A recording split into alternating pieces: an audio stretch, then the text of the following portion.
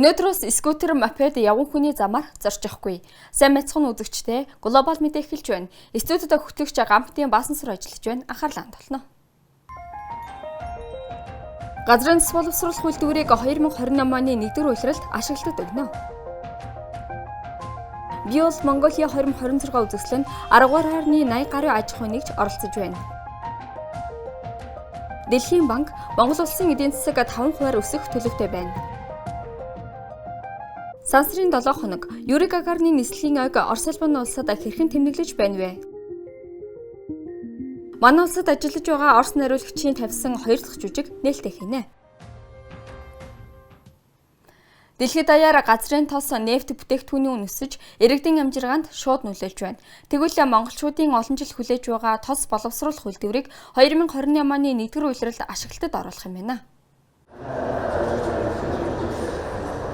Засгийн газрын 2017 оны 59 дахь тогтоолоор бүгд найрамд тэнцэх улсын засгийн газрын хөнгөлөлттэй зээлийн санхүүжилтээр Дорногов аймгийн Алтан ширээ сумын нутагт жилд 1.5 сая тонн газрын тос боловсруулах хүчин чадал бүхий газрын тос боловсруулах үйлдвэр барих төслийг хэрэгжүүлэхээр шийдвэрлсэн юм. Бүтээн байгуулах ажлыг дөрвөн багц хавааснаас өнөөдрийн байдлаар албан хаагч иргэдийн амьдрах барилгуудыг барьж дуусгажээ. Технологийн болон эрчим хүчний үүсвэр зэрэг 3 багцын барилгын ажил үргэлжилж байна.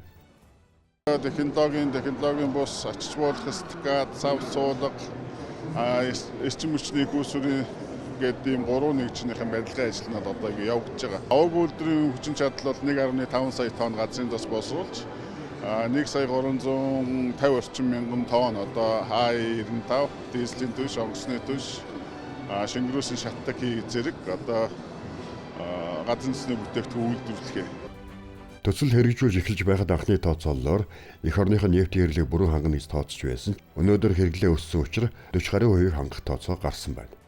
Өнгөрсөн одоо 2025 оны байдлаар манай Монгол улсын газрын тосны бүтээгдэхүүний хэрэглээг харахаар нэг 2 сая 950 орчим мянган тонн болоод байна. Одоо сүүлийн жилүүдэд энэ уул уурхайн үйлдвэрлэл өссөнтэй холбоотой мөн одоо энэ иргэдийн бас нэг автомашины хэрэглээ нэмэгдсэнтэй холбоотой манай газрын тосны бүтээгдэхүүний хэрэглээ жилээс жилд бол өсөлттэй явж байгаа. За энэ жил бол 3 орчим сая тонн дээр өнгөрсөн жилийн үеийн бүтээгдэхүүнийг хэрэглэх болов гэсэн төсөөлөлтөй байна.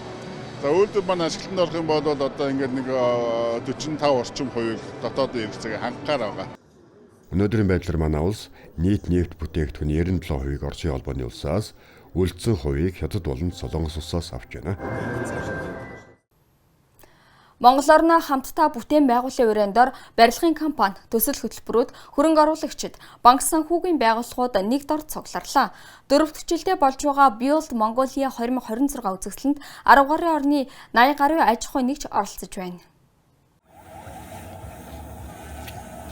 Барилгын салбар өдөр бүр хөгжин дэвшиж өөрчлөгдөж байна.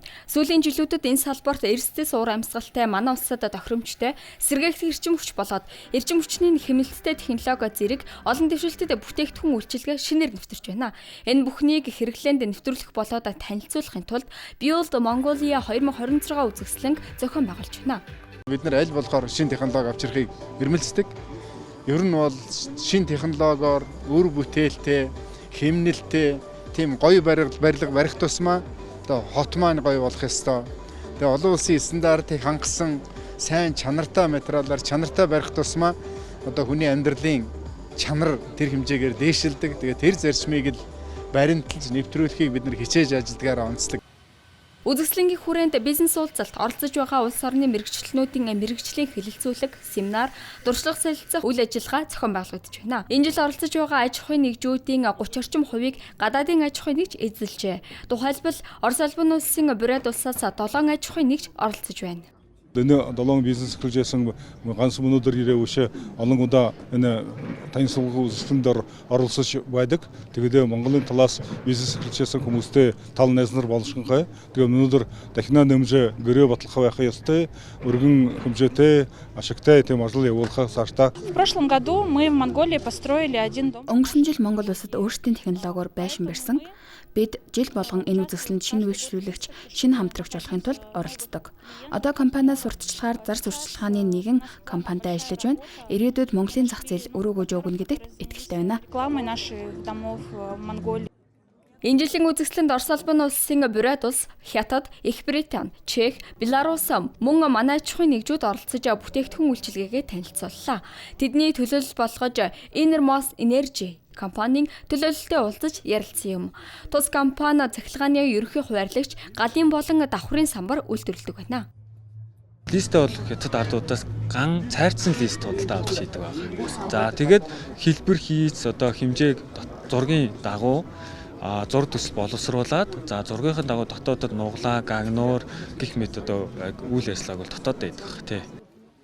Build Mongolia 2026 үзэсгэлэнд барилга, зам тээвэр, сэргээгдэх эрчим хүч, хүнд үйлдвэр зэрэг салбарт үйл ажиллагаа явуулдаг дотоодын болон гадаадын компани байгууллагууд энэхүү нэг дор цуглаад байна. Тэд шинэ дэвшилтэд техник технологиг танилцуулж, санал бодлоо солилцож, зарим аж ахуйн нэгжүүд цаашид хамтран ажиллах гадаадын түншээ олж гэрээ байгууллаа. Доржин Цэнгэнжав, Мария Латышева, Евгений Павлов, профессор Марлма, Iced Global.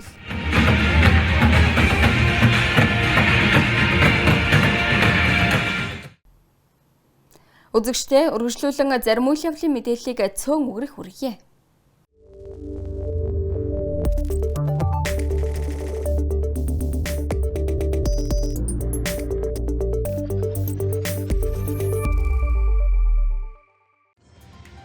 Сурон скутер мопед захилгаан дугуйг өнөөдрөөс ашиглаж эхэллээ. Сурон буюу Бартац замын захилгаан дугуйг 18 нас хүрсэн хүн унах бөгөөд зөрчил 400 мянган төгрөгийн торгуультай.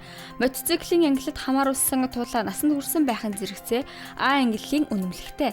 Улсын бүртгэлийн дугаартай, хоёр талдаа тойлтой, хамгаалалтын хувцас хэрэгслээ бүрэн өмссөн байх шаардлагатай. Харин түрээсийн мопед скутерийг зөвхөн 16 нас хүрсэн иргэнд түрээсэлнэ. Монгол банкны эдийн засгийн санг хүн бүхэнд худалдан авах боломжийг үүсгэх зорилгоор алт мөнгөн гултмайг 1, 5, 10, 100 грантаар худалдаалж эхэлсэн байна. Монгол банкны эдийн засгийн сангаас өмнө нь алтан гулдмаа, мөнгөн гулдмаа худалдаалж байсан. Гэтэ энэ удаагийн онцлог нь өөрөө яг жирийн одоо яг иргэд өөрсдийнхөө цалингаас ч юм уу одоо бусад орлогоос худалдаах боломжтой жижиг хэмжээгээр гулдмайлсан алтыг зарж байгаа нь онцлог. Гулдмайг Лондонгийн үнэт металлын биржэд баталгаажсан үйлдвэрт захиалан хэлгэжээ. Шинжээчдийн дунд зохион байгуулдаг макро эдийн засгийн төсөөллийн судалгаагаар 4-р улиралд инфляц 7.9%-тэй, эдийн засгийн өсөлт 5.8% орчимд байна гэж гарчээ. Мөн бодлогын хүү одоогийнхоос бага зэрэг буурч 11.3%, зээлийн хүү өнөөгийн төвшөнд буюу 17.2% байна гэж таамагласан байна. Инфляцийн төсөөлөл буурч эдийн засаг төсөлд ажиглагдсан ч ойрох дорнодын нөхцөл байдлын инфляцийг өдөөж магадгүй байна. Атар дөрөв тариалангийн доктортой хөгжлийн аяны хүрээнд нийт 130 тэрбум төгрөгийн хөнгөлөлттэй зээлийг газар тариалан эрхлэгчдэд олгохоор шийдвэрлсэн. Одоогоор 31 тэрбум төгрөгийн хөнгөлөлттэй зээлийг 117 иргэн аж ахуйн нэгж аваад байна. Тодорхойлбол 23.7 тэрбум төгрөгийг үр тариа, тос, тэжээлийн таримлын үйлдвэрлэл эрхлэгч 75 иргэн аж ахуйн нэгж авсан бол 3 тэрбум төгрөгийг үр үйлдвэрлэл эрхлэгч 1 аж ахуйн нэгж авчээ. Мөн 427 тэрбум төгрөгийг төмөс хүнсийн ногооны үйлдвэрлэл эрхлэгч 41 иргэн аж ахуйн нэгж, 1.4 тэрбум төгрөгийг жимсгийн үйлдвэрлэл эрхлэгч 1 аж ахуйн нэгж тус авсан байна. Малын хачиг нь 3 дугаар сарын сүүлчээс идэвхждэг тул жил бүрийн 4-5 дугаар сард өвчлөл хамгийн өндөр гардаг байна. Бүх насныхан өвчлөх боловч 1-9 хүртэлх насны хүүхдүүдийн дунд илүүтэй тохиолддог. Өвчлөхсдийн 54.9% нь эмэгтэйчүүд, нийт өвчлөхсдийн 11%-ыг малчид эзэлдэг байна. Буратад салхи секундэд 25 м хүрч салхилахыг тус улсын цагуурийн байгууллагаас анхааруулжээ. Хүчтэй салхины улмаас эрчим хүч тасалдах магадлалтай тул гар утсаа цэнэгтэй байлгахад анхаарах, гудамж талбайгаар явахдаа зарын самар болон шугам хоолын доогуур явахгүй байх, модны доор автомашина байрлуулахгүй байх зэргийг сануулсан байна. Түүнчлэн салхи шуургатай зэрэгцэн зарим газарт бороо, адар бороо орж байна. Iced Global-ийн 120 мэдээ байлаа. Ажлын амжилт хүсье.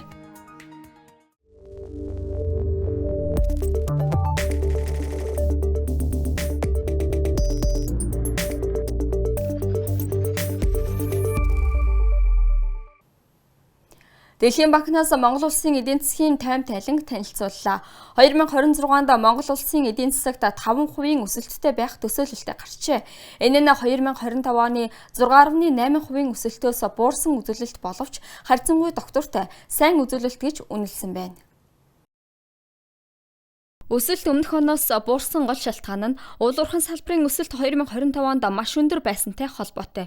2026 онд энэхүү өндөр өсөлтийг давтах боломжгүй гэж үзжээ. Гэхдээ Монголын эдийн засгийн төлөв тогтвортой эерэг байгаж тодорхой бус байдал нэмэгцээр байгааг онцолжээ. Мөн гадаад орчны хувьд олон улсын худалдааны төлөв тодорхойгүй хэвээр ойрхон дорнодын мөргөлдөөн удаан үргэлжилж магадгүй тул Монгол улсын засгийн газар төсвийн маш сахилгатай бодлогыг хэрэгжүүлэх хэрэгтэй байгааг зөвлөлөө. Thanks for being here. It's always a pleasure. Монгол улсын засгийн газар нэлийн хайдуу боловч хүнд хэцүү цаг хугацаас ирсэн төслийн бодлого хэрэгжүүлж байгааж үүнийг улам боловсронгүй болгож чамбааруулах хэрэгтэй байна. Тиймээс мэдрэмжтэй байж нөхцөл байдал яаж өөрчлөгдөх замаар зорилт арга хэмжээг тодорхой хугацаанд явуулах хэрэгтэй. Мөн нийгмийн эмзэг бүлэг зориулсан бодлогыг хэрэгжүүлэх шаардлагатай байгаа юм а. So let's start with the second presentation.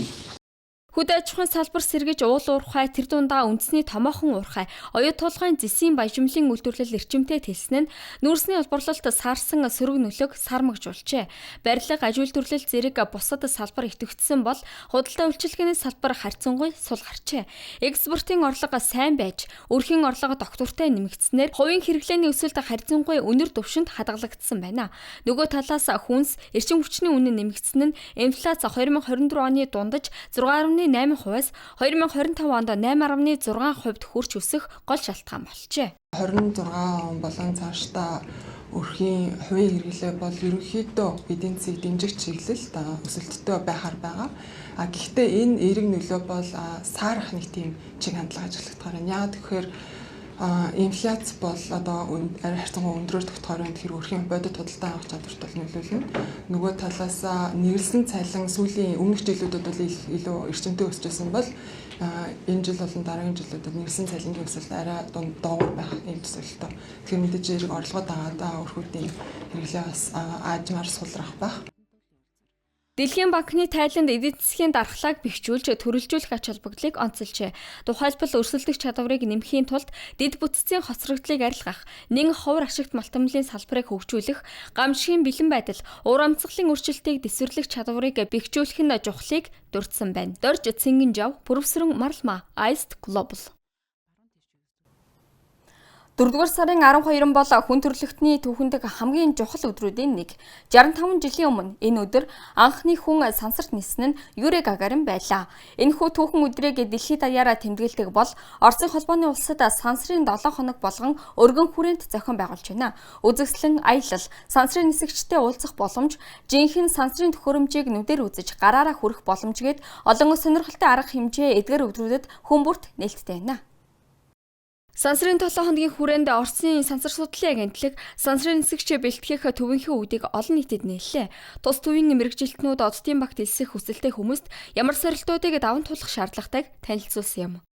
В условиях невесомости может развиться так называемая космическая болезнь движения.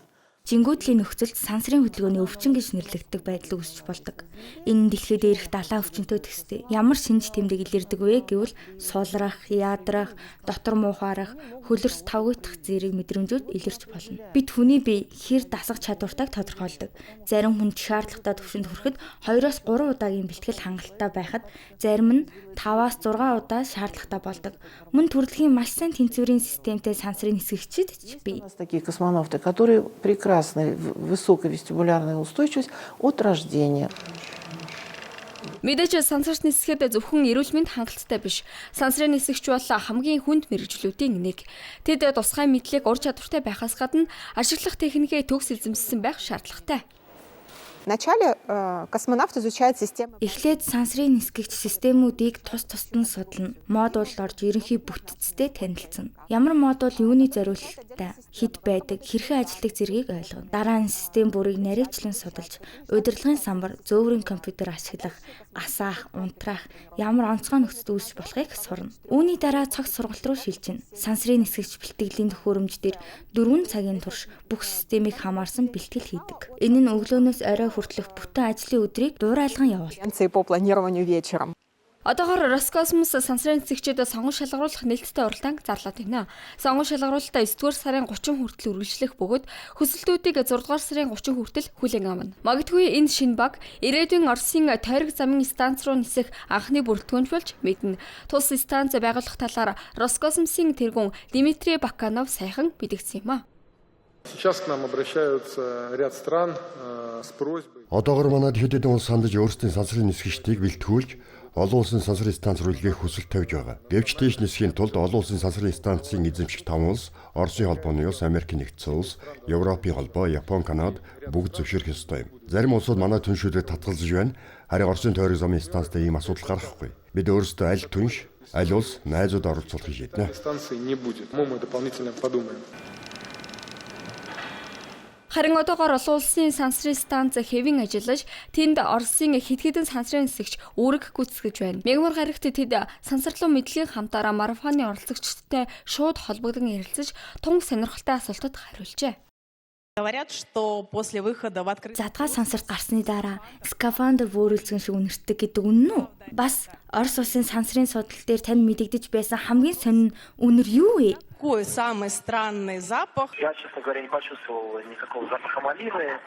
Үндэ би задгаа сансраас орж ирсний дараа ямар нэгэн бөөрөлжийн үнэр мэдрээгүй. Задгаа сансар өөрөө ямар ч үнэргүй. Харин төхөөрөмжүүдийг буцааж оруулсны дараа чадсан металл шиг өөрмөц үнэр гардаг юм. Энэ манай сегментэд Америкийн сегментэд адилхан. Скафандра тайсны дараа дотор нь гагнур хийсний дараах шиг үнэр мэдрэгдэг. Харин хамгийн сонин үнэрүүдийн нэг бол сүвчний үнэр. Дэлхийгээс сэлгэм жирхэд дугтуг нээхэд үнэр нонцгой мэдрэгдэг. Яг л дэлхийн үнэр мэд. Мөн шинхэн жимс, жишээлбэл жүрж алим ирэхэд нь үнэр нь маш содон санагддаг. Сансрын толгойн төсөл 4-р сарын 12 хүртэл үргэлжилнэ. Монголын үндэсний шагаан харвааны холбооноос шагаан харвааны уухайг мэрэгжлийн багшаар харваачдад заах ажлыг зохион байгуулахаар болжээ. Эхний ээлжинд Улаанбаатар хоттойх шагаан харвааны клубүүд энэхүү сургалтад хамрагдана. Сургалтыг Монгол Улсын консерваторийн уртын дууны багш Насанбат явуулна.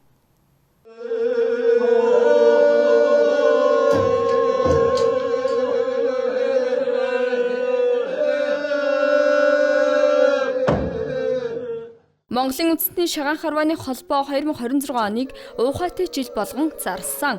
Энэ хүрээнд мэрэгжлийн урлагийн байгууллагын уртын дуучдын дунд шагаан харвааны уухайн уралдааныг зохион байгуулж сурталчилжээ.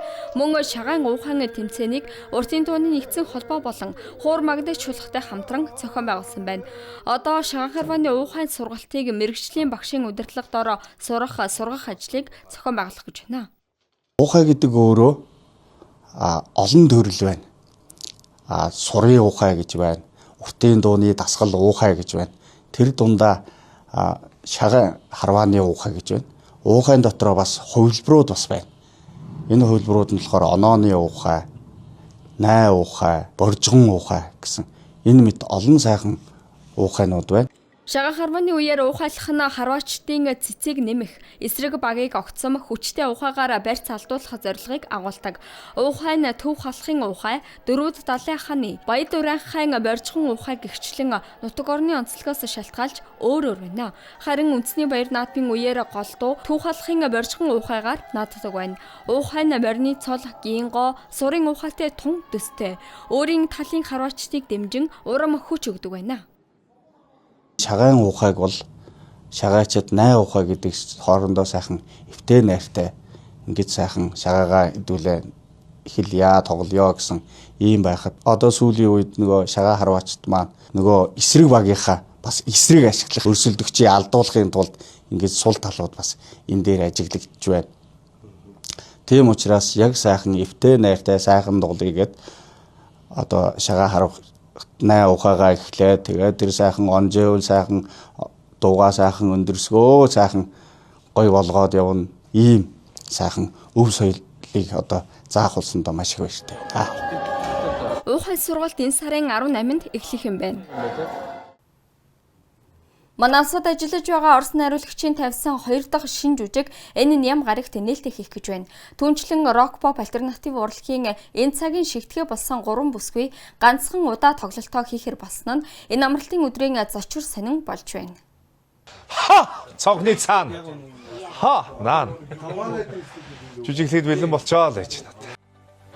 Соёлын төвөргөнд 12-ны ням гарагт 19 цагаас Дона фильмийн тайзны анхны уран бүтээл намайг дагуулад яваач драмын жүжигтэй жүжигний найруулагчаар Екатерина Шихова ажиллаж, продюсер болон төслийн санаачлагчаар жүжигчин Батцэнгэлийн одон чимэг ажиллажээ. Найруулагч Екатерина Шихова энэхүү Оросын өргөд тавьсан Түүний буруу хэмээх жүжигийнхээ тараагаар намайг дагуулад яваач хэмээх 2 дахь уран бүтээлээ Монголын үзэгчдэд танилцуулж байна.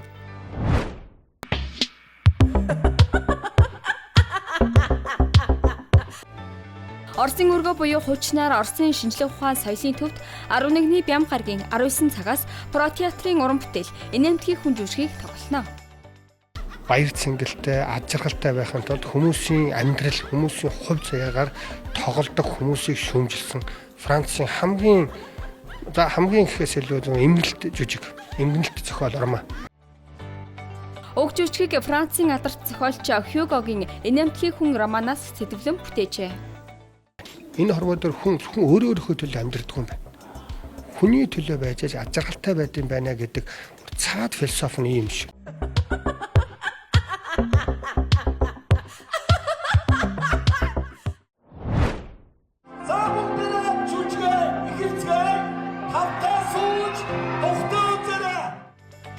Улсын хүүхэд залуучуудын театрт 11-12-ны 15 цагаас Арслан Хүлэгт Баатар хүүхдийн жүжигтэй Сүхт орчин зохиол уг жүжигийг уран заяа шинтгэн бичиж соёлын төвийн ажилтан инхээ найруулан тавьжээ.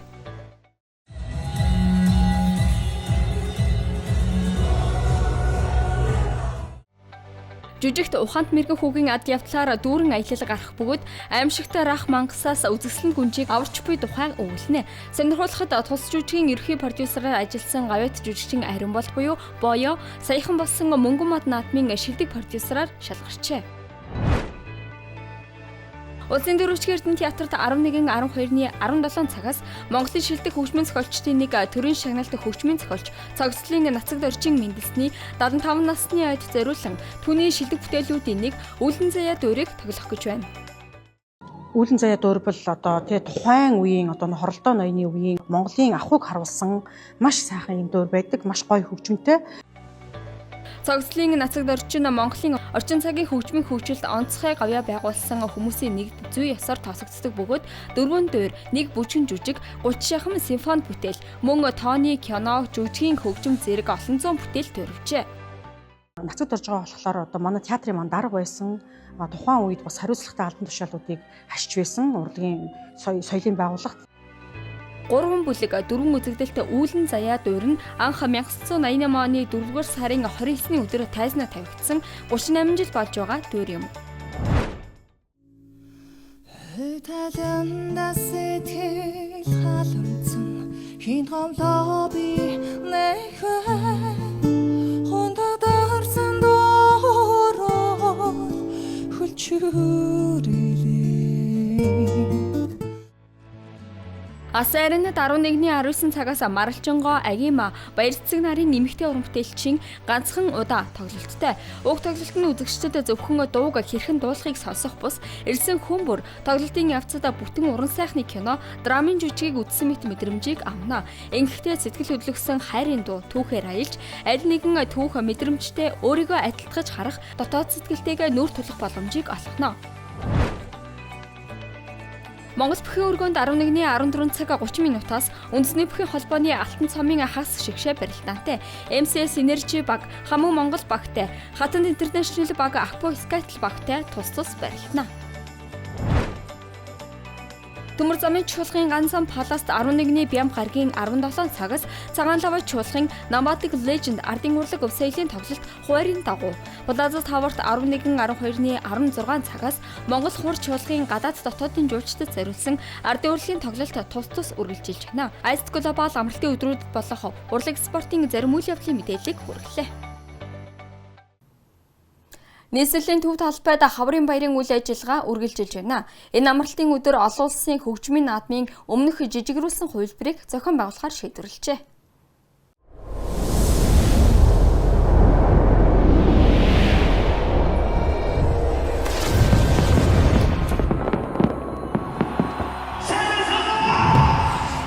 Плейтайм олон улсын хөгжмийн наадам энэ жил 21 дахь удаага болно.